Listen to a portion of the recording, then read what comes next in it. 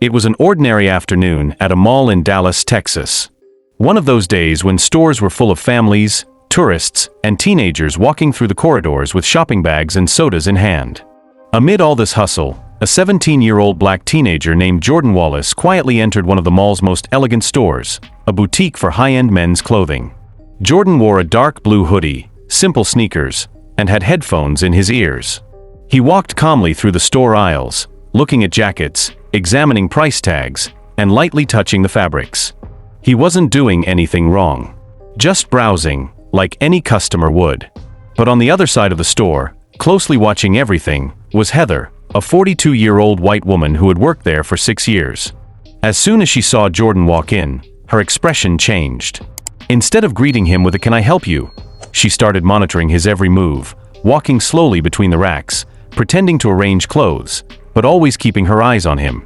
To her, Jordan didn't fit the store's profile. He was too young, black, wearing a hoodie. He must be up to something, she thought. Her discomfort grew so much that she picked up her phone and discreetly called mall security. "Hello, this is Charm Boutique. There's a guy here who looks suspicious. He's alone and seems to be waiting for an opportunity to steal something. Can you come take a look?" Less than 5 minutes later, 2 security guards appeared. They walked straight up to Jordan, interrupting him as he was examining a coat. "Hey kid, we need to talk. Can you come with us, please?" "What?" "I didn't do anything," Jordan replied, surprised. "Just a routine procedure." "Monitoring for suspicious behavior," said one of the guards, glancing at Heather for confirmation. The whole store went silent for a few seconds. Other customers began to watch. A woman discreetly started recording with her phone. Jordan, visibly embarrassed and nervous, took out his headphones and said, "I'm just waiting for my dad. He asked me to come early and pick out a jacket for him to look at when he got here. I haven't even touched anything." But the guards insisted.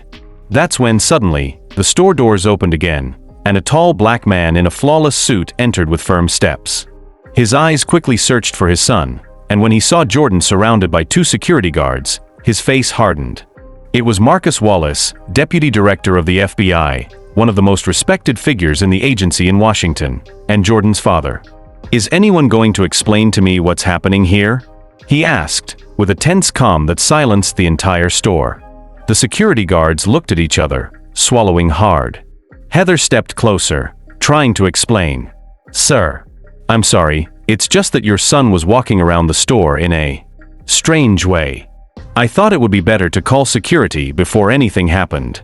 "Anything like what?" Marcus replied, stepping closer to her. "Did he do something? Steal something? Offend anyone?" "No, but he was alone. And he was black. Wearing a hoodie. In an expensive mall. Is that it?" Marcus interrupted, now staring directly at her. Heather was speechless. The weight of what she had done hit her like an avalanche. Marcus then turned to the guards. "My name is Marcus Wallace. I'm an FBI Deputy Director. This is my son. He has the right to be here, to look at clothes, to exist, without being treated like a criminal because of the color of his skin." The tension in the store was suffocating. Heather tried to apologize, but Marcus didn't want to hear it. "It's not just about him. It's about how many other young men like him go through this every single day. You don't know the fear you plant when you make this kind of approach. And now what? You're going to escort him where? To the entrance? Until he proves he legally exists in this space?" Jordan, although shaken, walked up to his father and said, voice trembling, "I just wanted to pick the right jacket." Marcus took a deep breath, looked at the store manager, who had been watching everything but did nothing, and said loudly, "Let this be a lesson. Not all racism screams. Sometimes it whispers. But the damage is the same." Father and son walked out of the store together. The next day, the video recorded by a customer went viral on social media. Headlines read, "FBI Deputy Director's son racially profiled in luxury store." Heather was fired. The store released a statement trying to justify itself, but the public wasn't forgiving. Jordan, despite the trauma, gained strength. In an interview he gave a few days later, he said, "The worst part wasn't being falsely accused. It was realizing that if my dad weren't who he is, I might not have even been able to prove my innocence. That needs to change. And it was there that day in that mall that many people stopped to reflect. Prejudice isn't always explicit. But once revealed, it cannot be ignored. The video of Marcus Wallace confronting the guards and Heather kept spreading across the internet like wildfire. In less than 24 hours, it had over 12 million views. On every social network, thousands of comments expressed outrage, support, and indignation. "This happens every day, but now it was caught on camera," said one of the most liked comments. Others asked, what if the boy's father had been just an ordinary man, with no position of authority? The store tried to control the damage with a generic apology, claiming it follows security protocols, and that the employee involved had already been dismissed. But the damage was done. Print newspapers and TV news gave the case major coverage, with headlines like, "FBI Director Exposes Racism in Luxury Store," "Black Teen Unjustly Confronted," and "Father Shocks Everyone." When prejudice meets power, a clash of realities. Jordan, who until then had just been a high school student, began receiving invitations for interviews and even lectures at schools and universities. At first, he hesitated. He didn't want to become a symbol. He just wanted to live in peace. But something inside him was unsettled. A sort of weight, or maybe a calling. With his father's support, he agreed to give his first live interview during prime time on a major American network. The studio was full. The journalist greeted him respectfully, but started with a direct question. "Jordan, what went through your mind when the security guards approached you?" He took a deep breath. Looked at the camera. "The truth? I wasn't surprised. Because I already expected it might happen. Not because of the store itself, but because it always happens. It's not the first time people look at me like I'm a problem. But this time, the difference was that my dad showed up. Most kids like me don't have someone to step in. Most get hit.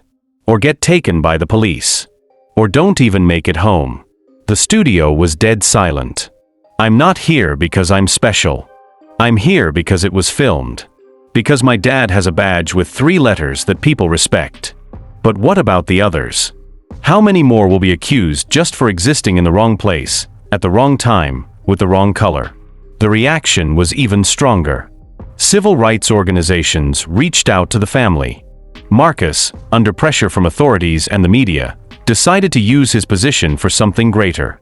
The following week, he announced the creation of a new national program within the FBI, Project Vision, focused on training agents and private companies about racial profiling, unconscious bias, and civil rights. The initiative became a landmark in the United States. Jordan, in turn, began visiting schools in underserved neighborhoods.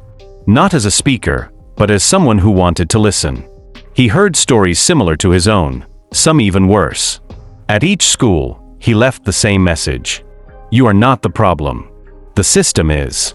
But we can be part of the change." Heather, the store employee, disappeared from the spotlight. In a statement from her lawyer, she claims she's not racist, that she merely acted on instinct. But for many, her instinct is precisely the problem.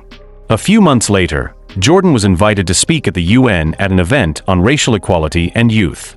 In his speech, he said, "If it weren't for the color of my skin, that woman would have offered me help, not called security.